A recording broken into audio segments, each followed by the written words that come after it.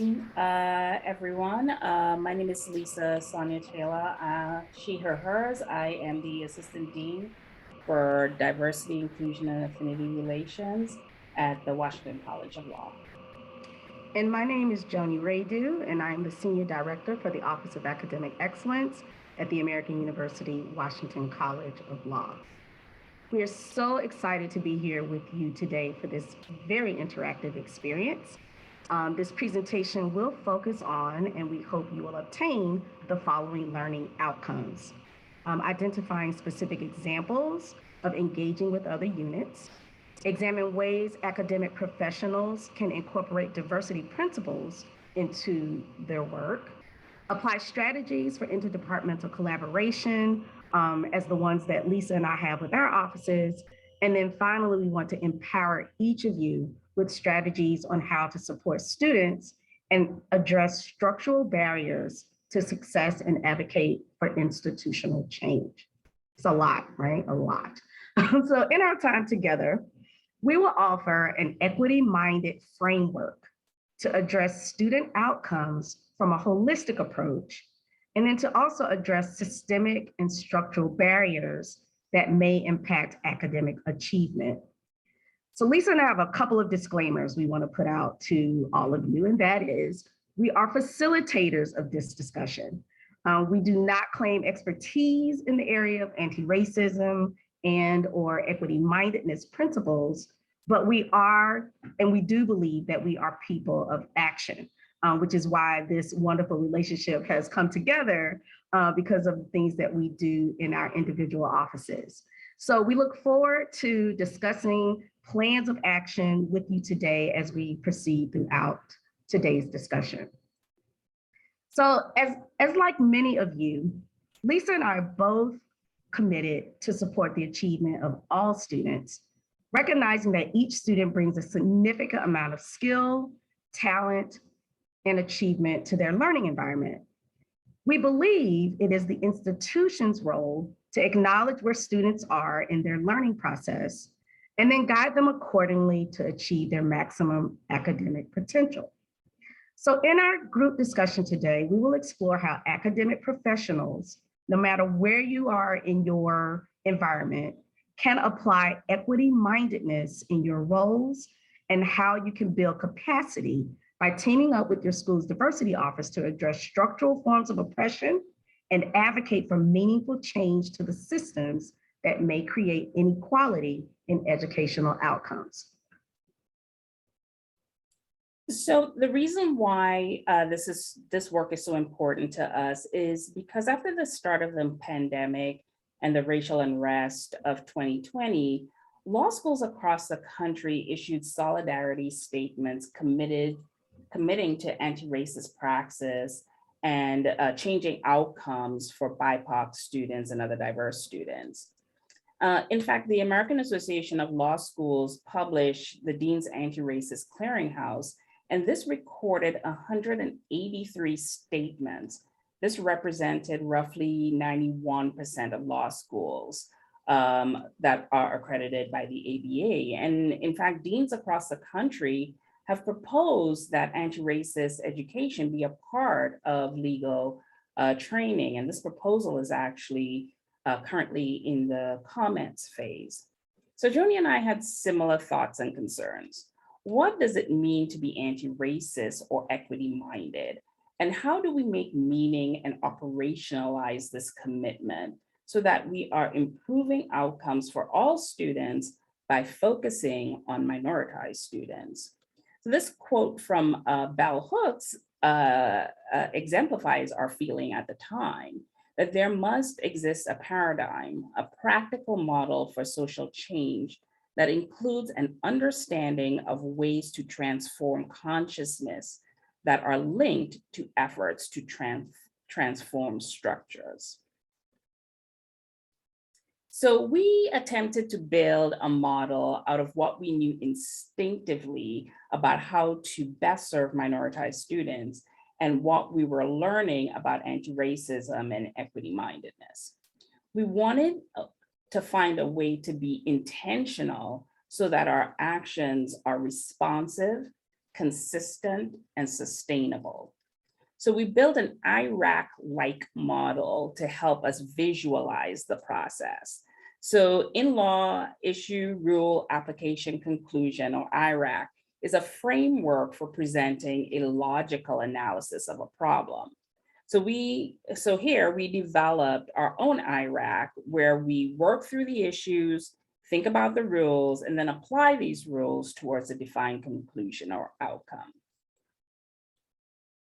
So here's what each stage of this model means to us. First, we had to think about the issues, or why is it that choosing to be equity-minded is more intentional than our current practice? It was important to us that we named this. So for us, being equity-minded is a conscious decision not to be complicit. And being complicit meant ignoring evidence of disparities in outcomes and applying or promoting practices that ultimately lead to inequitable outcomes for underrepresented and diverse students. As Ibram Kendi stated, the opposite of racist isn't not racist. So likewise, it was not enough for us to say that we were equity-minded or anti-racism, or we were equitable in our practices. Equity-mindedness means that we are reflective and actively working to challenge our own biases, our power and our privilege, and also challenging structural racism and other oppressive systems like sexism, ethnocentrism, homophobia, transphobia, ableism, classism. So our first step in achieving our goals is actually a conscious decision not to be complicit, or to simply assert our intention to be anti-racist or equity-minded. If we just did this, it would be meaningless. We must actively work towards addressing oppressive and dominant systems and structures.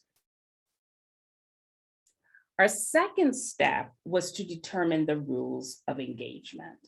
And this involved understanding the guiding principles or conceptual tools of equity-mindedness and laying out the framework for equity-minded praxis. Again, this involved a decision not to be complicit in oppressive practices. And for us, this is avoiding equity detours that distract us from doing transformational work. One of these equity detours is deficit ideology, where you try to find the source of disparities in educational outcomes within diverse communities, particularly communities of color, while ignoring the role of oppressive systems and structures. It's also avoiding the use of rehabilitative strategies, which is a concept that we borrowed from social work. And it describes a reactive and individual response intended to help students integrate into school by trying to fix them. And it ignores the equity-minded conceptual tools. So instead of being complicit, we have made a conscious decision to be equity-minded in our practice by following the following principles. Acknowledgement of racism and other forms of oppression that are embedded in the policies and practices. So in law school, some of these policies and practices include calling out disparities in LSAT scores, right? Calling out the disparities that are created by US World News and the ranking systems, calling out disparities that are caused by bar exam cutoff scores, and calling out disparities that are caused by our class ranking systems, right?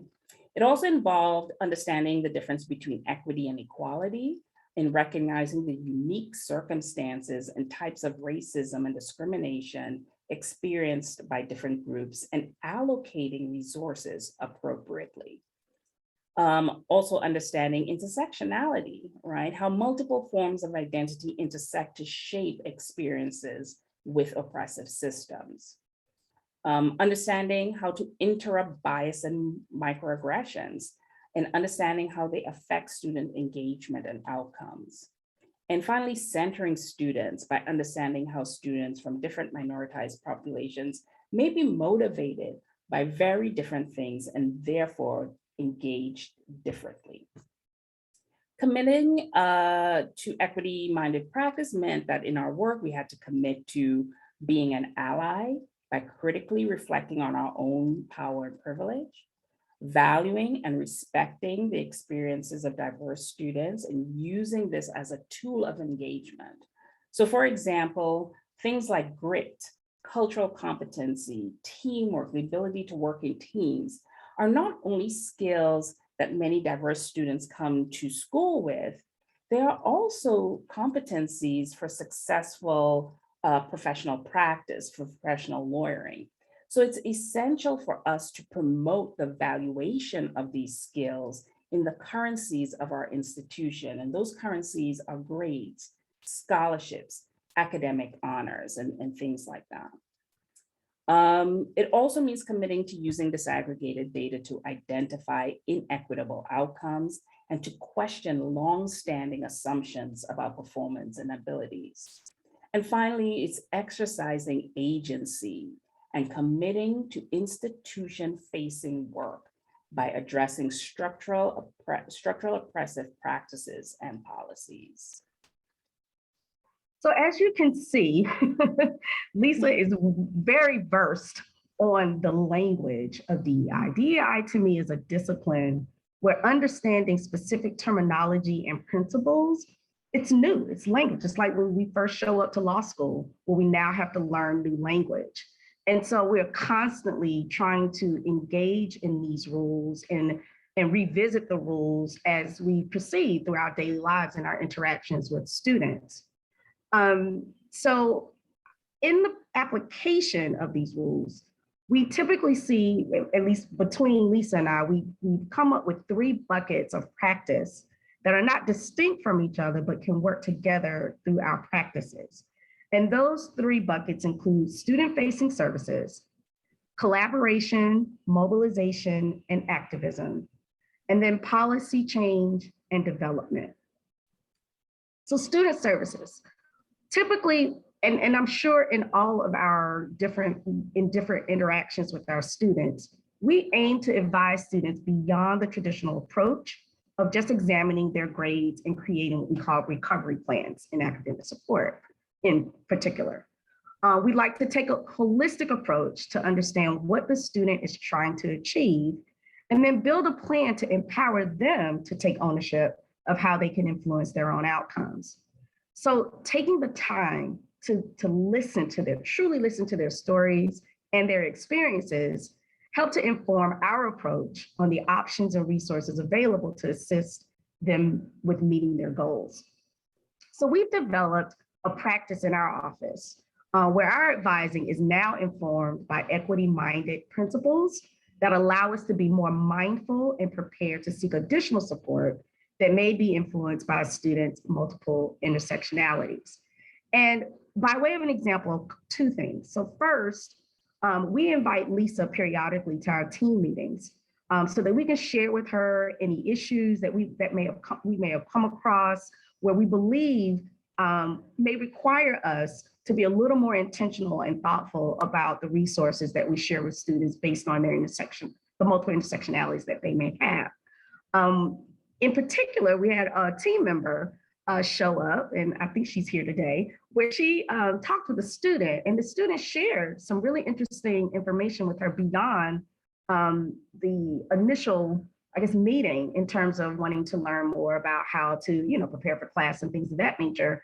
The student shared that, they weren't feeling like they belonged or they didn't see themselves in the classroom. And so when those issues started to come up, that's when our office reached out to Lisa then to gain that knowledge, because we're not going to try to fly, by the seat of our pants and offering any resolutions to things that we might not be, an expert on, all right?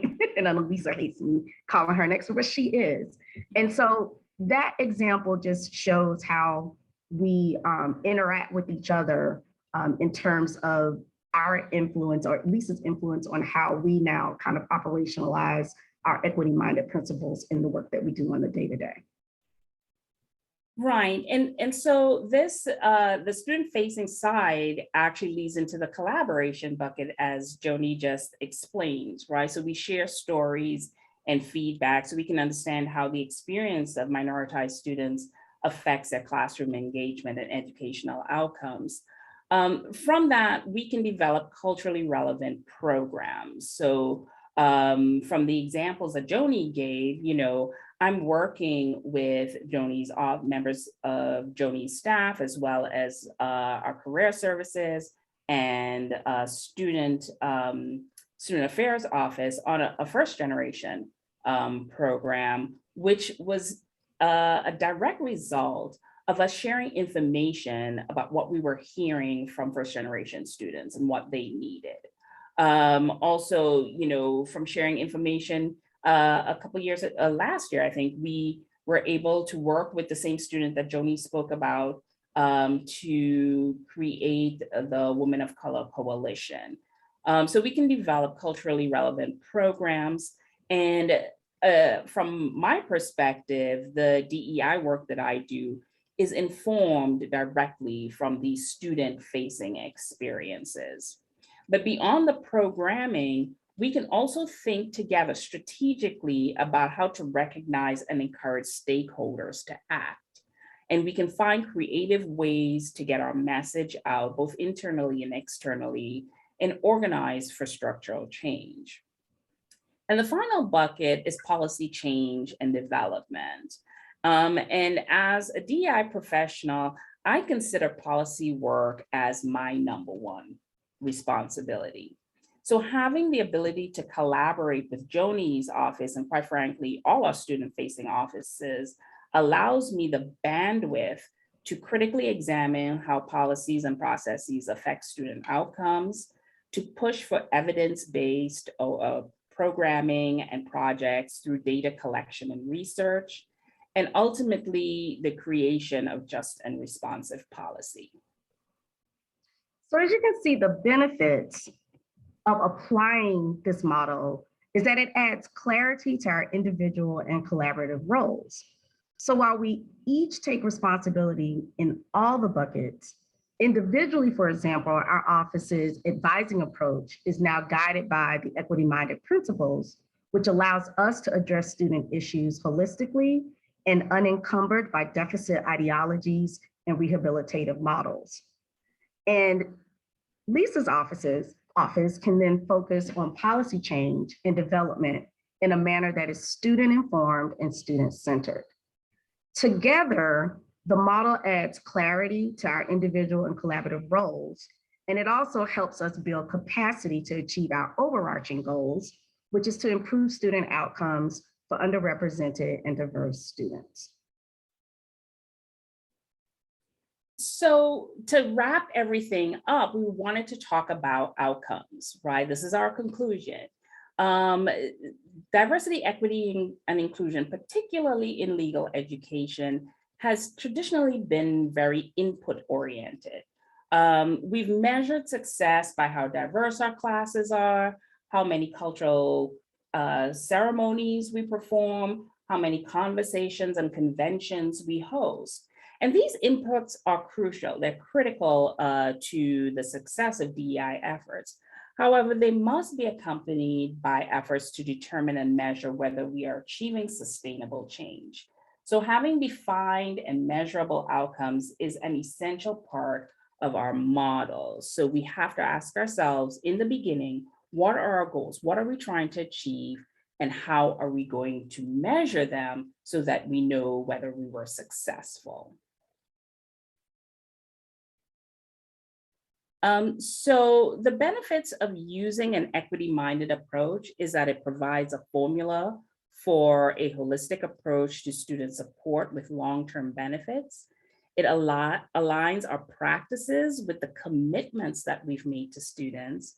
It builds capacity through interdepartmental collaboration and support. And it empowers students by allowing them to be their authentic selves during the development of their professional identities.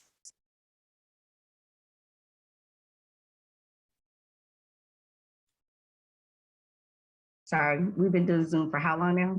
Okay, so our goal is to scale up the equity-minded approach presented as a collaborative tool for our offices to work together in the future with other offices as well. However, we think that there are three essential takeaways from having this discussion today. First, commitments to underrepresented and diverse students are hollow if they do not include serious efforts to address structural barriers to success. Two, commitments require self-reflection and a willingness to see your role beyond the traditional role, right? Whether it's student-facing services or whatever role you serve in your academic space, having that reflection, having that ability to step back and really review what's happening is crucial. And then three, operationalizing our commitments is a collaborative and community endeavor. It cannot and must not be achieved in a vacuum. So we want to, before we go into the breakout rooms, we want to see whether there were any questions. And I'm actually going, should I stop sharing? No, I can't stop sharing, sorry. Not quite yet. But if there are questions now, we will take those questions before we go into the breakout room.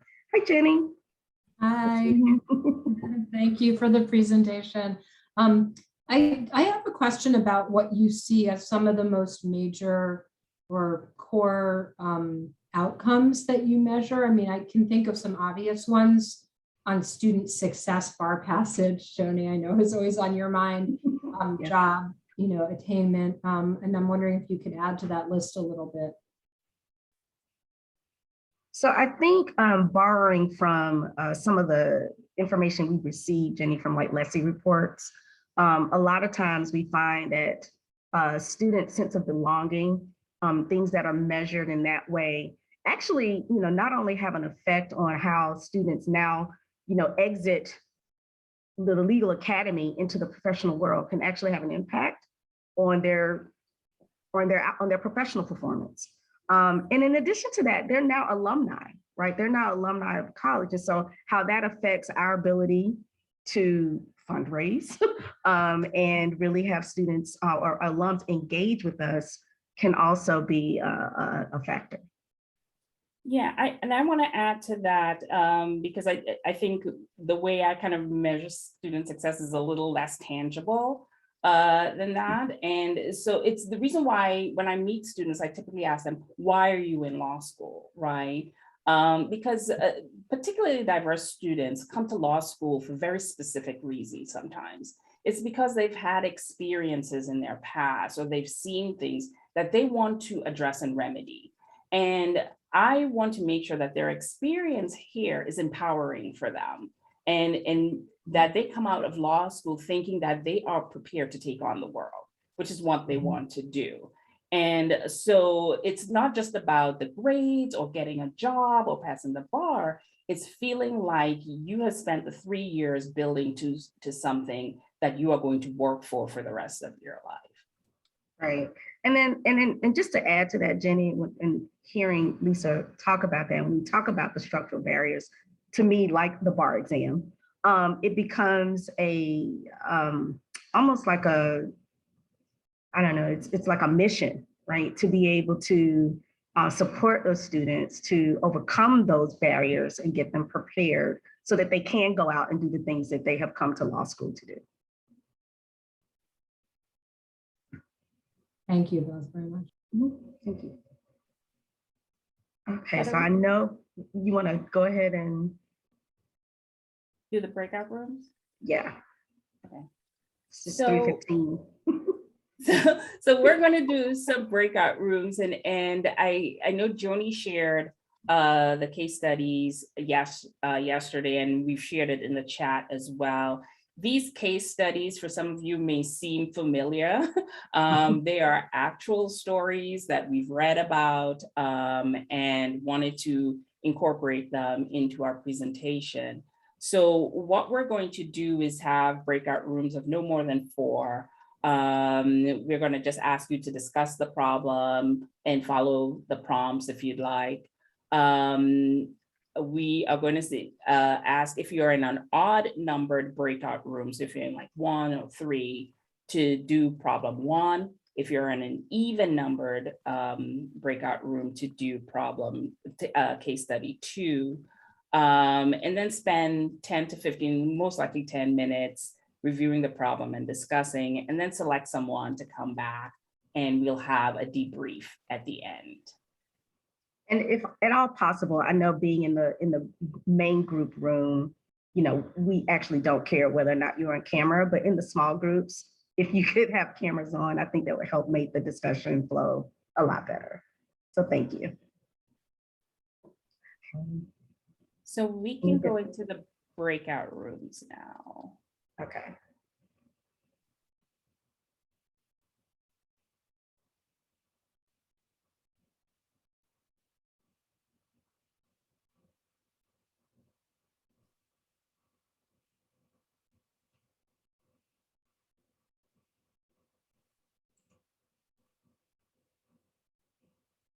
I'm going to go ahead and pause the recording in the interim, if that sounds good. Okay, great. Thank you.